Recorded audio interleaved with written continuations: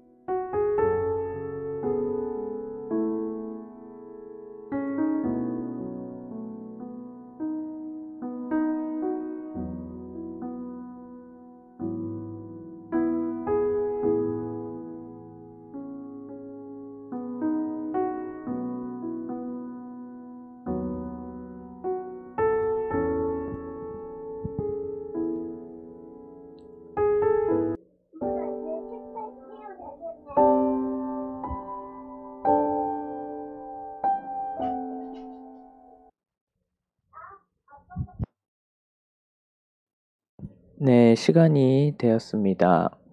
우리 다 같이 찬송가 10장으로 예배를 시작하겠습니다.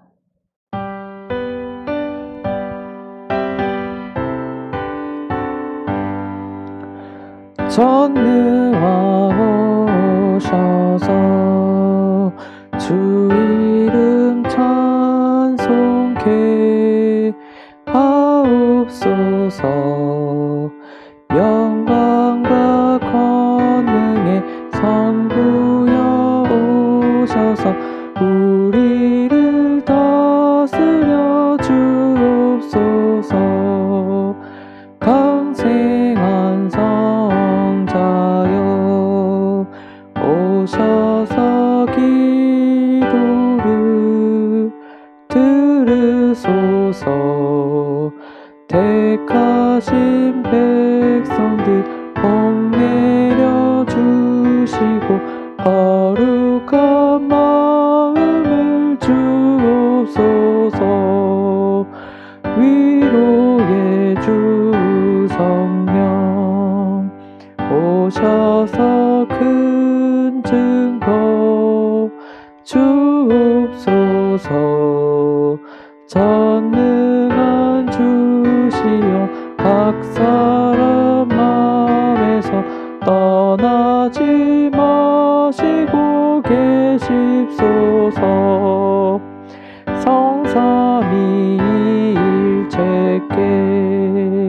한없는 찬송을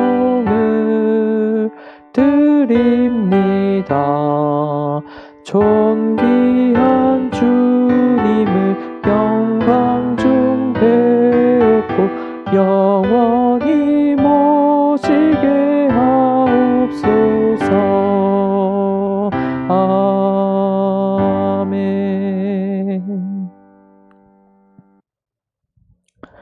할렐루야. 여호와는 나의 능력과 찬송이시요 또 나의 구원이 되셨도다. 의인의 장막에 기쁜 소리, 구원의 소리가 있으며 여호와의 오른손이 높이 들렸으며 여호와의 오른손이 권능을 베푸시는도다. 하나님은 영이시니 예배하는 자가 영과 진리로 예배할지니라. 아멘. 사랑하는 형제 자매 여러분, 우리는 예수 그리스도를 통해 하나님의 전적인 은혜로 구원을 받았습니다. 이 시간 그 놀라운 은혜에 감사하며 죄악된 삶을 회개하고 하나님이 보시기에 아름다운 삶을 살아가도록 간절한 마음으로 기도하겠습니다.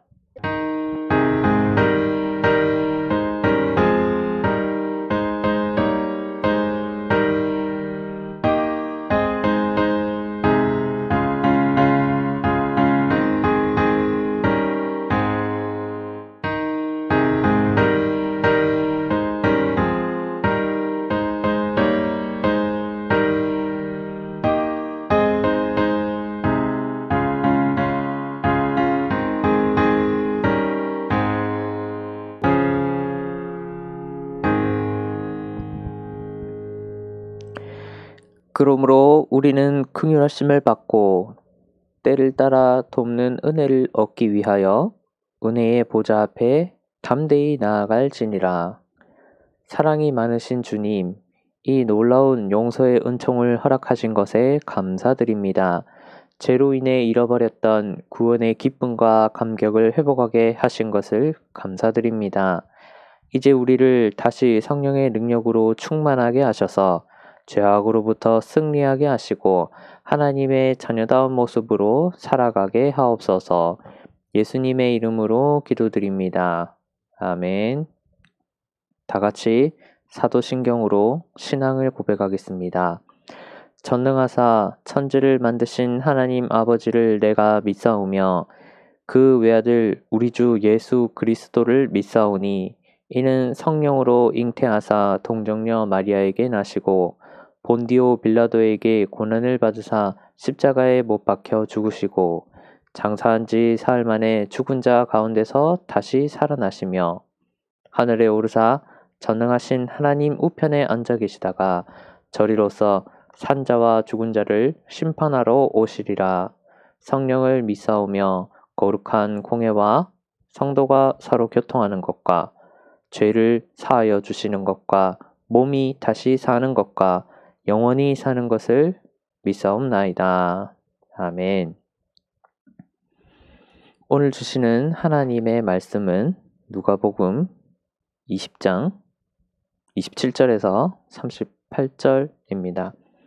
오늘 주시는 하나님의 말씀은 누가복음 20장 27절에서 38절 말씀입니다. 제가 봉독하겠습니다.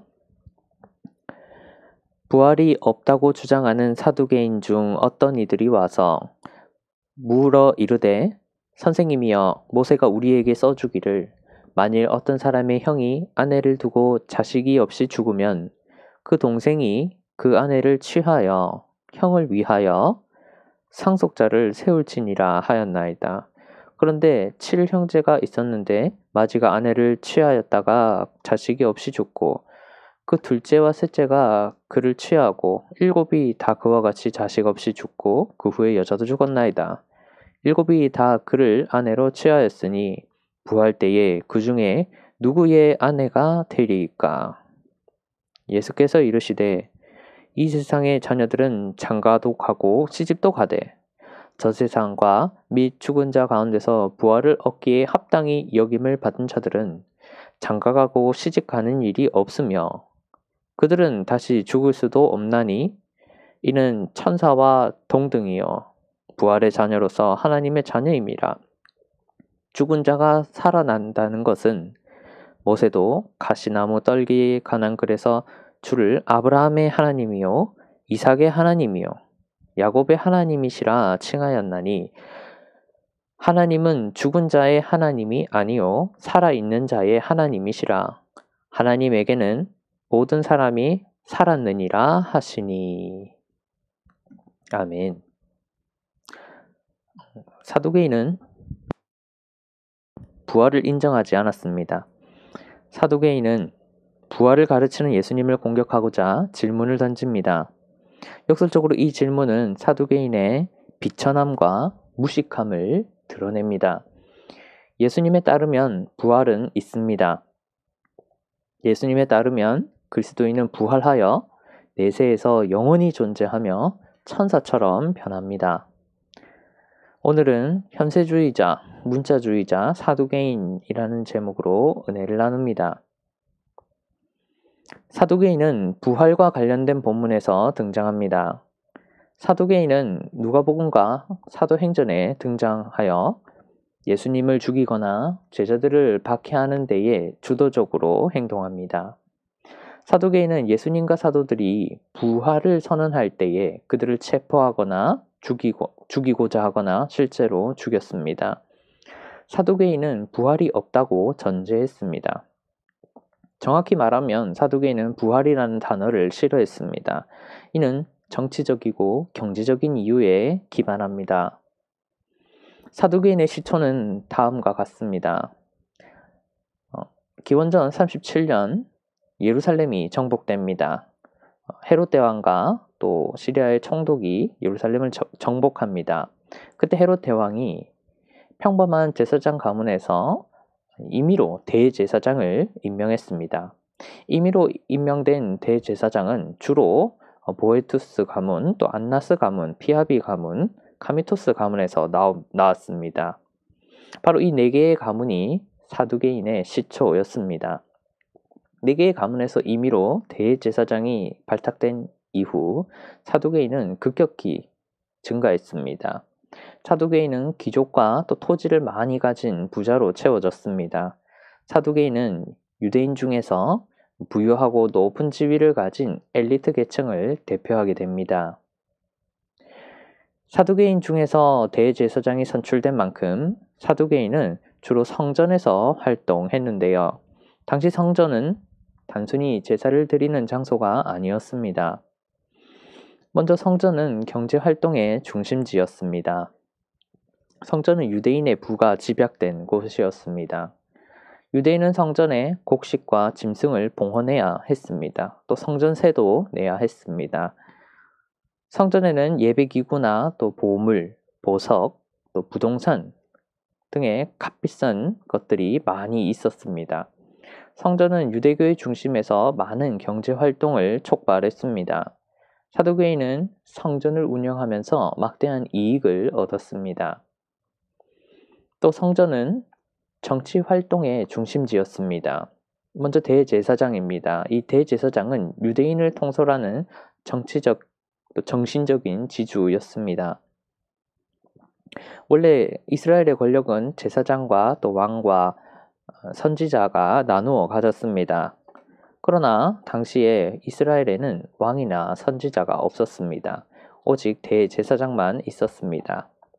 대제사장은 신명기 17장 또 18장의 내용을 바탕으로, 그러니까 대제사장이 가질 수 있는 그 구약 성경의 해석과 적용과 또 집행에 대한 그 권한을 바탕으로 엄청난 권력을 휘둘렀습니다. 유대인은 대제사장의 지시에 따라서 또 세속적인 일이든 또 종교적인 일이든 모두 다 행해야 했습니다. 또한 유대인들이 대제사장의 지시에 따랐던 이유는 속죄권과 관련이 있습니다. 대제사장만 유대인 공동체를 속죄할 수 있었습니다. 대제사장만 또 1년에 한 번 대속죄일에 모든 그 유대인 전체를 위해서 지성소에 들어가 제사를 드릴 수 있었습니다. 다른 사람은 이 제사를 드릴 수 없었습니다. 그래서 이 대제사장이 속죄일에 또 하나님으로부터 유대인들이 그 해에 지었던 모든 죄를 또 용서를 받고 또 그 용서받은 소식을 백성들에게 전하는 일을 대제사장이 했습니다. 대제사장만이 속죄와 관련해서 하나님의 직통 계시를 또 듣고 또 대변할 수가 있었던 겁니다. 속죄권은 대제사장에게 대중을 통솔할 수 있는 권위를 부여했습니다.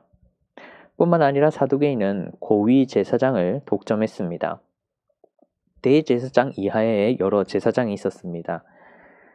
예를 들면 성전경비대장, 또 그 한 주 단위의 당직 제사장의 또 통솔자가 있었고, 또 매일의 당직 제사장의 통솔자가 있었습니다. 또 그 이하에 성전 감독, 또 창고 책임자 등이 1년에 서열을 이루었습니다. 이 고위 제사장들은 성전에 모여서 상설 비서국을 운영했습니다. 늘 모여서 고위 제사장들이 대제사장을 보위한다는 명분으로 비서국을 세웠습니다. 유대인 전체와 관련된 중요한 사업과 실무는 또 이 비서국을 통해서 논의되고 집행되었습니다. 빌라도를 포함해서 실제로 로마의 총독들은 고위 제사장들과 함께 국정을 논의했습니다. 또 이 총독들이 고위 제사장들에게 어느 정도 직접적인 통치를 맡기고 또 그에 대한 책임도 물었었습니다. 사두개인을 둘러싼 경제적, 정치적 이해관계는 그들의 신학을 현세주의적이고 또한 문자주의적으로 만들었습니다. 핵심적으로 사두개인은 부활을 인정하지 않았습니다. 사두개인은 부활이 없다고 주장하는 현세주의자였고, 그 주장을 하기 위해서 모세오경의 정결법을 강조하는 문자주의자였습니다. 여기에는 그럴 만한 이유가 있었습니다. 사두개인이 극단적인 현실주의자로 살아가는 이유가 있었습니다. 사두개인은 주로 제사장의 아들로 태어나서 제사장이 되었습니다. 사두개인은 선천적으로 신분이 결정됐습니다. 이것은 제사장 가문이 아닌 다른 부유한 엘리트 계층의 사두개인도 마찬가지였습니다. 사두개인은 단지 아버지를 잘 만났다는 이유만으로 평생 권력과 부를 누렸습니다. 사두개인은 이 세상에서 즐길 만한 것이 많았습니다. 사두개인에게 현세는 천국이었고 계속 거주할 만한 그런 곳이었습니다. 사두개인에게 부활은 불필요했습니다. 사두개인에게 부활은 대중들에게 현세를 뒤엎도록 유도할 만한 자신들의 어떤 그 권력과 부를 뒤엎을 만한 위험한 소재였습니다. 기록을 찾아보면 사두개인은 예수님뿐만 아니라 당시 유대인들에게 존재했던 여러 종말론적 운동을 박해했습니다. 내세 또는 종말을 바라보자는 운동은 사회 구성원이 현실을 외면하거나 적극적으로 현실을 개혁하도록 만듭니다. 종말론적 운동은 사두개인이 누렸던 어떤 정치적, 경제적 안정에 위협을 가할 수 있었습니다. 그래서 사두개인은 부활이라는 신학적 소재를 아예 전제하지 않았습니다. 사두개인은 부활을 대신해 부와 권력으로 현세의 것으로 신앙에 대한 보상을 설정했습니다. 사두개인은 신앙이 좋으니까 너는 하나님이 부활시켜 주실 거야 이런 말은 하지 않았습니다. 대신에 사두개인은 신앙이 좋으니까 하나님이 현세의 권력과 부를 누리게 하실 거야 이런 말을 했습니다. 사두개인은 현재 누리고 있는 축복에 따라서 영적인 상태를 평가할 수 있다고 그렇게 봤습니다. 사두개인은 현세 중심적으로 신학을 전개했습니다. 특히 사두개인은 권력과 부를 유지하기 위해서 정결법을 활용했습니다. 사두개인은 종교규칙을 철저히 준수하여서 대중들과 차별화되려 했습니다. 사두개인은 자신들이 잘 지킬 수 있는 종교규칙을 정결법을 강조했습니다. 평범한 유대인은 바쁜 일상으로 인해서 정결법을 지키기 어려웠습니다. 부정한 것을 만지지 않거나 또 부정한 것을 먹지 않는 것이 어려웠습니다. 또 만약에 부정해졌을 때에 그 부정을 씻어내는 그 규정을 따르기가 어려웠습니다. 평범한 유대인은 먹고 살기 위해서 굉장히 바빴습니다. 매일 일상의 전반에 영향을 끼치는 정결법을 지킬 수 없었습니다. 정결법은 평범한 유대인의 삶을 올가맸습니다. 그 중에 사두개인은 제사와 제사장에 관한 정결법을 강조했습니다. 사두개인은 성전의 경영자로서 제사의 실무를 담당했습니다. 사두개인은 제사와 제사장에 관한 정결법을 늘 자신이 지킬 수 있는 정결법을 다른 사람들보다도 더 전문적으로 지킬 수 있는 정결법을 강조했습니다. 사두개인은 제사와 제사장에 관한 정결법을 잘 지켜서 대중과 차별화되려고 또 권위의 원천으로 삼으려고 했습니다. 사두개인은 또한 극단적인 문자주의자였습니다.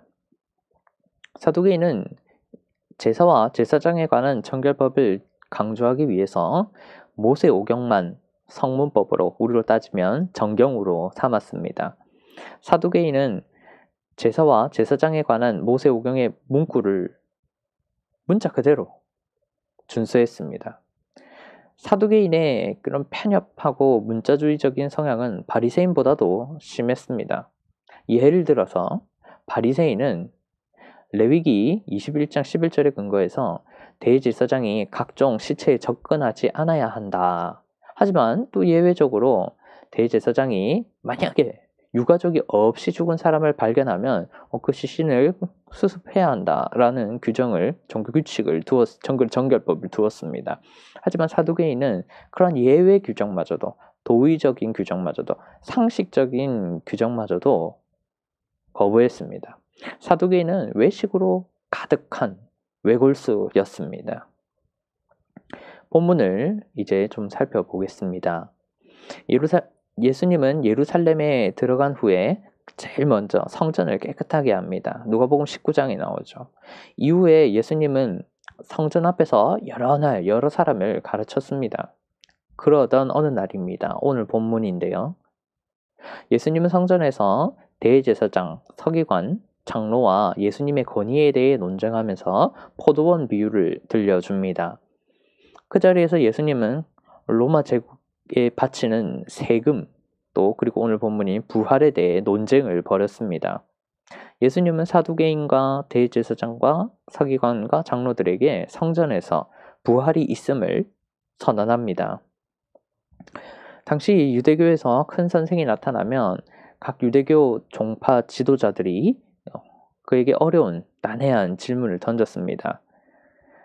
이는 그가 많은 지식과 지혜를 가지고 있는지를 시험하는 하나의 관습이었습니다. 만약 예수님의 사두개인의 질문에 대답하지 못하면 예수님은 권위에 손상을 입게 되었습니다. 사두개인은 자신의 우두머리인 대제사장이 예수님과의 논쟁에서 밀리자 비장의 카드를 꺼냈습니다. 사두개인은 예수님에게 질문합니다. 이 질문은 신명기 25장 5절에서 10절에 언급되는 계대결혼에 관련됩니다. 사두개인은 이렇게 질문합니다.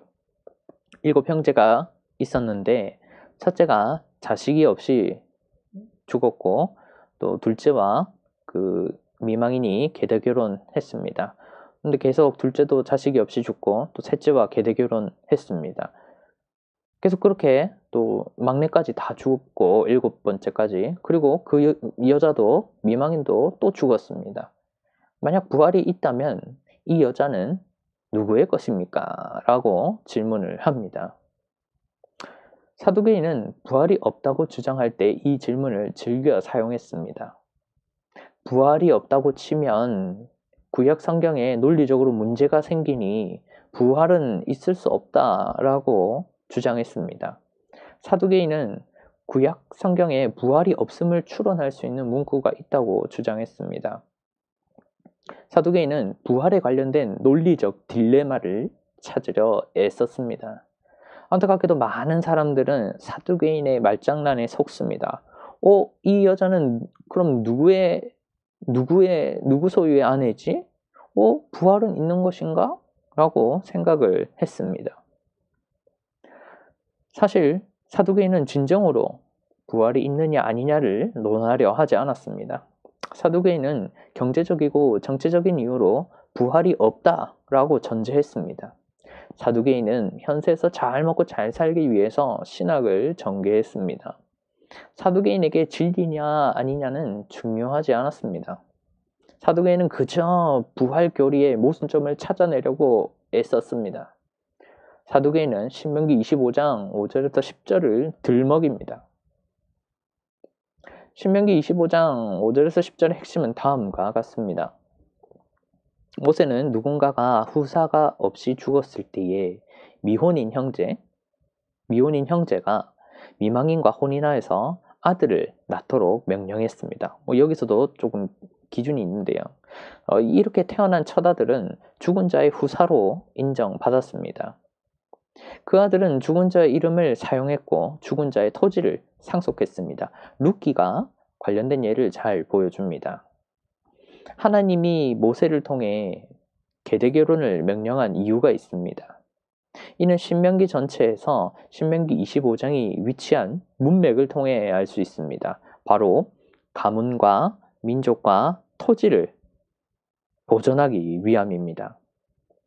하나님은 가문과 민족과 토지를 보존하도록 하나님을 섬기는 자와 그 힘이 줄어들지 않도록 미망인에게서 아들을 출산하여 또 죽은 아버지 이름과 토지를 상속하게 했습니다. 물론 미망인의 생존을 위함이기도 합니다. 모세 당시는 고대 시족 사회였습니다. 이스라엘은 하나님을 믿지 않는 다른 시족 사회와 자주 전쟁을 벌였습니다. 이러한 상황에서 어떤 자 이름이 끊기는 것은 그가 속한 가문과 전체 유대인의 수가 줄어드는 것은 반드시 피해야 할 일이었습니다. 즉 이름을 얻는 것이 사회 구성원의 수를 줄어들지 않게 하는 것이 죽은 유대인의 토지를 산 유대인에게 상속시키는 것이 전쟁에서 지지 않는 것이 토지를 타민족으로부터 지키는 것이 계대결혼의 본질이었습니다.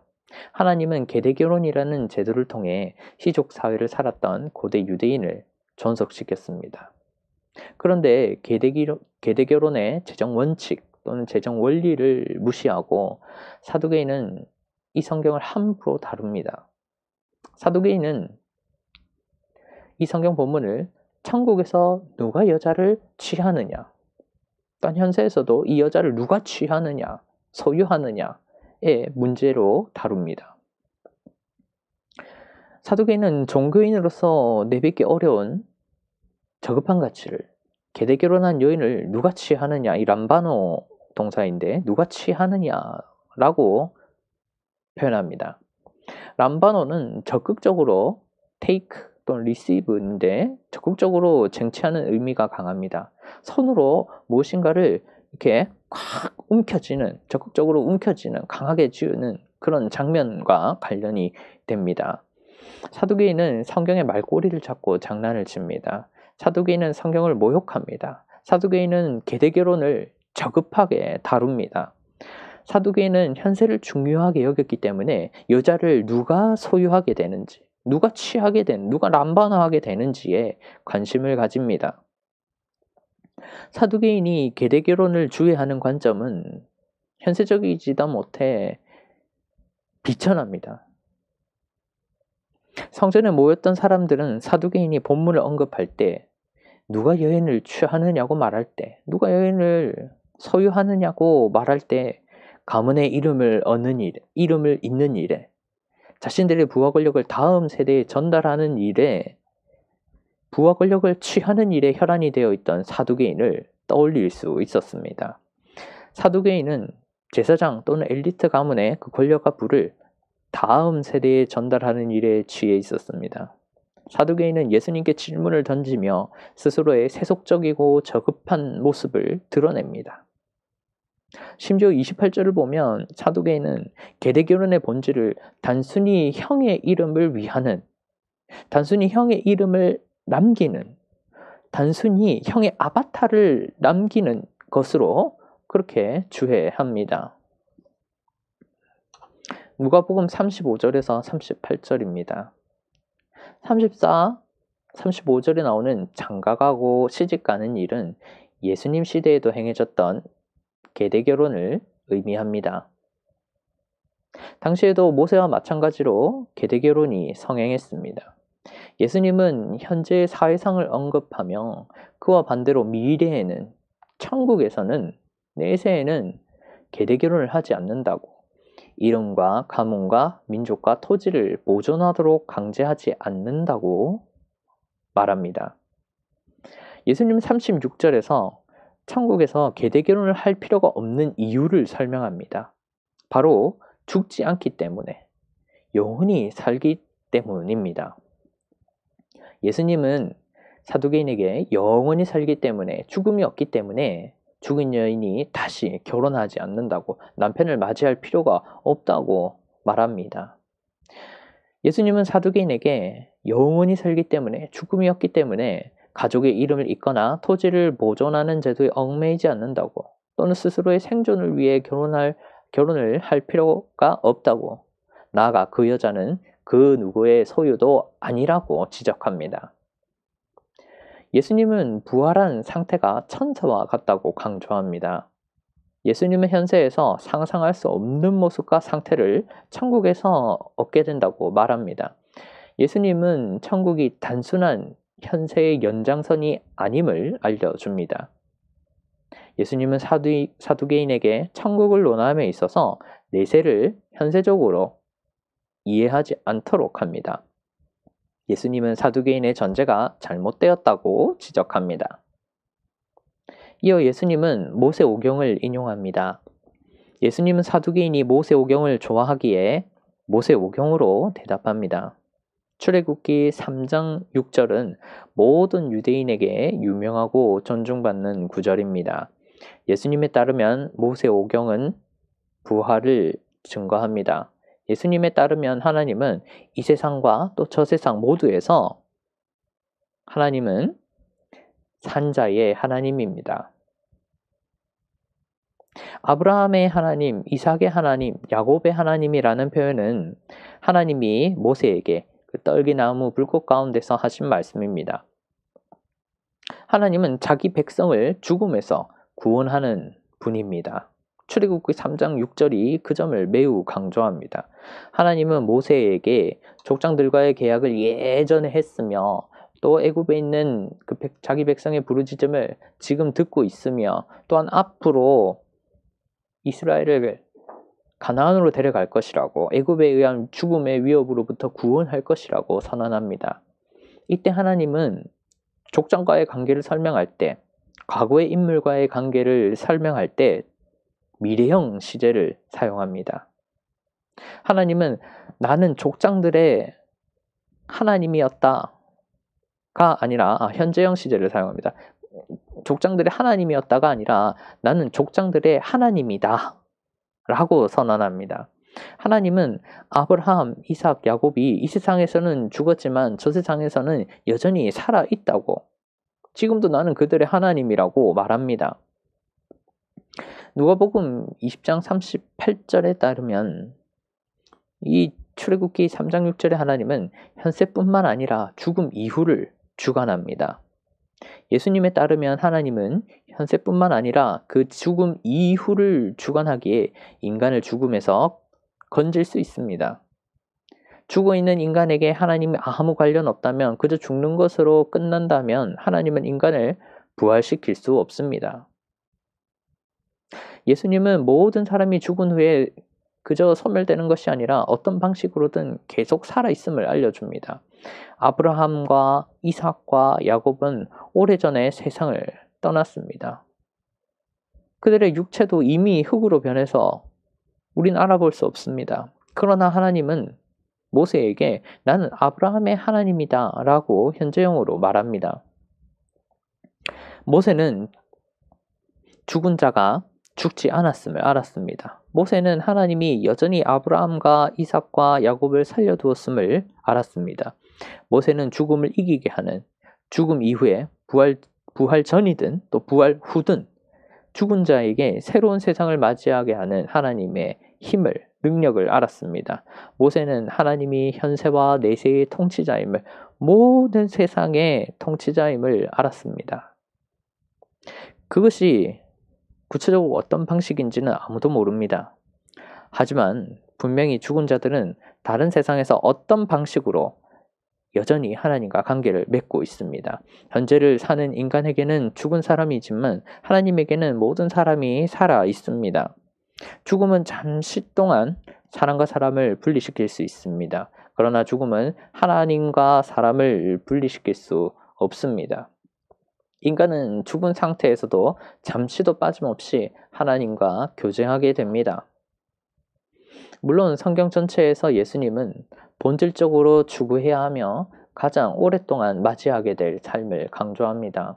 바로 죽은 자가 죽은 상태를 벗어나 부활하여서 천국에서 살게 되는 것입니다. 성경을 종합하면 예수님은 죽음 이후부터 천국에 가기 전의 삶에 비중을 크게 두지 않습니다. 대신 예수님은 천국에 간 이후의 삶에 비중을 둡니다. 예수님은 잠깐이면 지나가는 것보다 영원히 살게 될 곳과 그곳에서의 삶을 강조합니다. 예수님에 따르면 천국에서는 더 이상 사두개인이 생각하는 차원에서의 계대결혼이 존재하지 않습니다. 천국에서는 더 이상 사망이 없습니다. 남편의 이름을 남겨야 하는, 토지를 상속시켜야 하는, 민족을 보존해야 하는, 자신의 생존을 위해 결혼해야 하는, 즉 각종 죽음에 대비해야 하는 상황이 없습니다. 사두개인은 부활이 없다고 전제했습니다.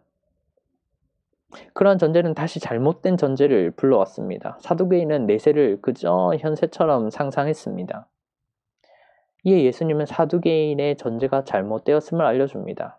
예수님은 부활하면, 내세에 가면 다시 계대결혼을 하지 않는다고, 천사와 같이 된다고, 다시 말해서 죽음 없이 영원히 살게 된다고, 내세의 상태는 현세와 다르다고 말합니다. 병행복문인 마가복음 12장 24절에서 26절을 보면 예수님은 사두개인에게 성경도 모르고 하나님의 능력도 모른다고 말씀합니다. 그렇습니다. 사두개인은 성경을 몰랐습니다. 사두개인의 질문은 성경에 대한 완벽한 무지를 드러냅니다. 심지어 사두개인은 제사장 가문이거나 귀족계급이었습니다. 예수님은 마가복음 12장 24절에서 사두개인에게 성경을 모른다고 선언할 때 성경의 복수형을 씁니다. 예수님은 사두개인이 부활에 관련된 성경의 여러 구절과 다수의 성경을 모른다고 지적합니다. 사두개인이 임의로 편협하게 성경을 사용하고 그마저도 제대로 해석하지 못한다고 지적합니다. 또 사두개인은 하나님의 능력을 몰랐습니다. 사두개인의 질문은 죽은 자가 부활할 때 죽기 이전의 사회적 또는 개인적 상태를 그대로 유지한다고 전제했습니다. 사두개인은 단순히 생전의 상황으로 돌아가는 것을 하나님의 능력으로 생각합니다. 하나님의 능력을 한정합니다. 자신의 상상 속에 하나님과 내세를 가둡니다. 하나님을 자신들의 수준으로 끌어내립니다. 사두개인은 하나님이 완전히 다른 세계와 완전히 다른 새로운 세계와 새로운 삶의 형태를 창조할 수 있음을 알지 못합니다. 말씀을 맺겠습니다. 사두개인은 경제적, 정치적 입지를 유지하기 위해 부활을 믿지도 이해하려 하지도 않았습니다. 사두개인은 부와 권력을 탐하는 현세적인 삶을 살았고 부와 권력을 유지하기 위해 신학을 전개했습니다. 특히 사두개인은 부와 권력을 효과적으로 취하기 위해 정결법을 강조했습니다. 사두개인은 정결법을 강조하기 위해 문자주의적으로 모세오경만 취했습니다. 그 결과 사두개인은 연이어 결혼한 여인을 누가 취하느냐라는 질문을 합니다. 예수님은 사두개인의 질문에 재치 있게 대답합니다. 예수님은 부활이 존재함을 선언함과 동시에 사두개인이 그들의 비천함과 무지를 드러냅니다. 부활이 존재할 뿐더러 내세에서 하나님의 백성은 영원히 존재하게 됨을, 또한 내세를 현세의 단순한 연장선으로 여기지 않아야 함을 알려줍니다. 예수님은 천국에선 계대 결혼을 하지 않으며 천사와 동등하게 된다고 대답합니다. 그리스도인은 현세뿐만 아니라 내세의 부활에 초점을 맞춰야 합니다. 현세에만 집중하면 사두개인처럼 종교를 빌미로 돈과 권력을 탐하게 됩니다. 자신에게 유리하게 성경을 해석하고 적용하며 성경과 하나님의 능력에 편협한 시선을 갖게 됩니다. 여러분, 사두개인에게 남은 것이 무엇입니까? 사두개인은 예수님에게 무슨 말씀을 들었습니까? 성경을 알지도 못하고 하나님의 능력도 알지 못한다는 말입니다. 이것은 사두개인에게 구원이 없음을 의미합니다. 사두개인은 현세주의적이고 문자주의적인 종교인이었습니다. 사두개인은 돈과 권력에 눈이 가리워서 내세를 부활을 믿지도 이해하려 하지도 않았습니다. 현세에 집중하면 이런 종교인이 되는 것입니다.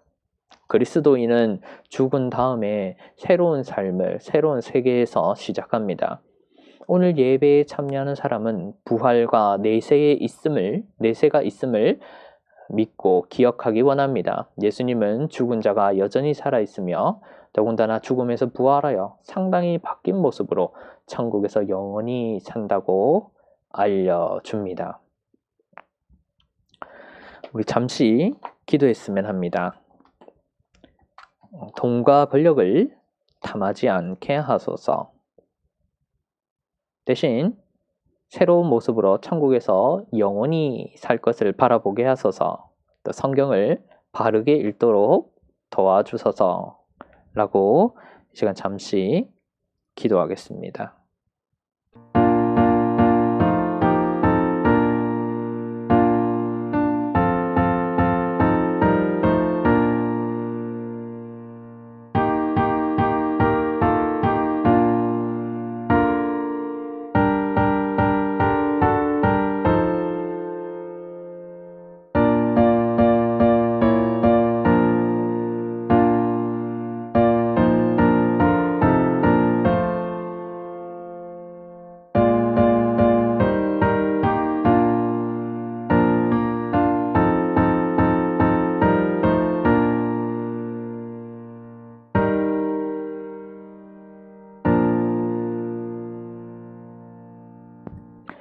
하나님, 이 시간 간절한 마음으로 기도했습니다. 돈과 권력을 탐하지 않도록 도와주소서. 대신 새로운 모습으로 천국에서 영원한 영원한 삶을 살 것을 바라보게 하소서. 성경을 또 바르게 읽을 수 있도록 우리의 눈을 열어 주시옵소서. 하나님, 또한 이 시간 감사와 순종의 마음을 담아 예물을 드립니다. 이 예물을 기쁘게 받아주시고 하나님이 기뻐하시는 곳에 사용해 주옵소서. 감사드리며 예수님의 이름으로 기도드립니다. 아멘.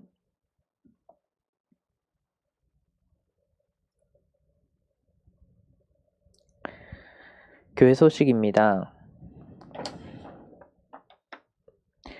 주일 예배는 온라인으로 드립니다. URL은 주보를 또 참고해 주시기 바라며, 예배 송출은 9시 50분부터 시작합니다. 예배 송출, 제가 클릭을 해야 송출을 눌러야 또 라이브 화면이 업로드 됩니다. 이제 제가 빨리 누를 테니까 또 시간을 조금 50분 이후에 되도록이면 들어와 주시기를 바랍니다. 마스크 착용입니다. 변이 바이러스로 인해서 또 돌파 감염도 있습니다. 예방 접종 후에도 있으니까 또 늘 마스크를 착용해 주시기를 바랍니다. 헌금 안내입니다. 카카오뱅크로 송금하시고 또 현금 명칭을 꼭 기입해 주시기를 바랍니다. 또 예산과 운영에 관한 집행 내역이나 이런 것들은 홈페이지에 파일로 올려드릴 텐데요. 또 그 자료는 비밀번호를 입력해야 볼 수 있도록 할 예정입니다. 비밀번호는 제가 개인적으로 다시 공지를 드리도록 하겠습니다. 네, 문의사항은 또 카카오톡 채널과 연락처, 또 전화나 이메일로 주시기를 바랍니다. 홈페이지에 또 다 있습니다. 예, 마지막으로 우리 찬송가 29장으로 예배를 마치겠습니다.